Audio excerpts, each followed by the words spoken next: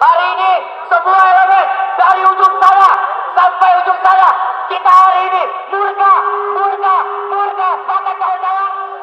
Keputusan DPR dan pemerintah untuk merevisi Undang-Undang Pilkada pada Rabu 21 Agustus 2024 meski bertentangan dengan keputusan Mahkamah Konstitusi terkait judicial review Undang-Undang Pilkada sehari sebelumnya menuai gelombang protes dari publik. Kamis 22 Agustus 2024, unjuk rasa digelar di sejumlah wilayah di Indonesia menolak revisi Undang-Undang Pilkada oleh DPR dan pemerintah yang terindikasi mengangkangi konstitusi. Unjuk rasa kerap jadi cara terakhir dari seluruh elemen rakyat agar didengar pemerintah.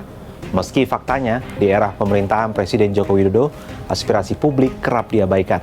Banyak kebijakan di era Jokowi diambil tanpa melibatkan publik. Apa saja? Selama hampir 10 tahun Presiden Jokowi berkuasa, sejumlah kebijakan kerap diambil tanpa menghiraukan aspirasi publik.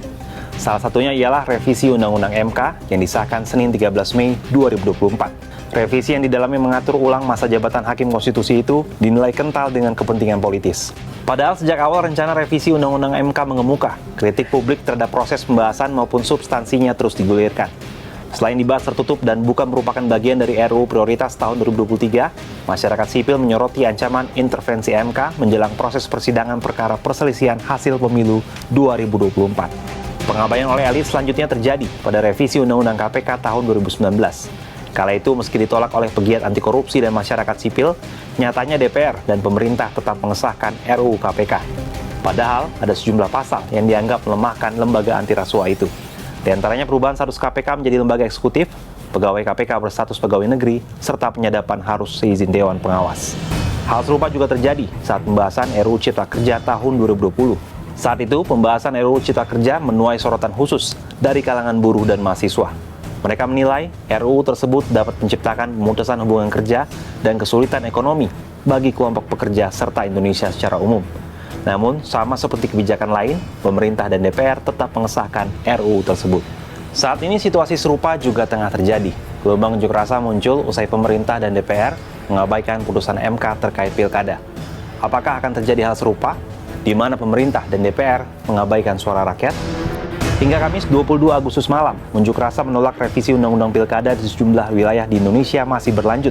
Bahkan di Jakarta, masa aksi mulai merangsek masuk dengan merusak pagar DPR sejak siang hari. Bentrokan dengan aparat pun tak terelakkan.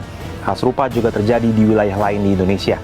Menanggapi gelombang protes ini, DPR pun menunda pembahasan RUU Pilkada. Namun alasan utama ialah karena rapat paripurna tidak memenuhi quorum.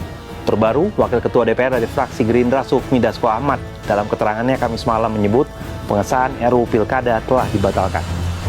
Karena kita patuh dan taat dan tunduk kepada aturan yang berlaku, bahwa pada saat pendaftaran nanti karena RUU Pilkada belum disahkan menjadi undang-undang, maka yang berlaku adalah hasil keputusan Mahkamah Konstitusi Judicial Review yang diajukan oleh Partai Buruh dan Partai Gelora.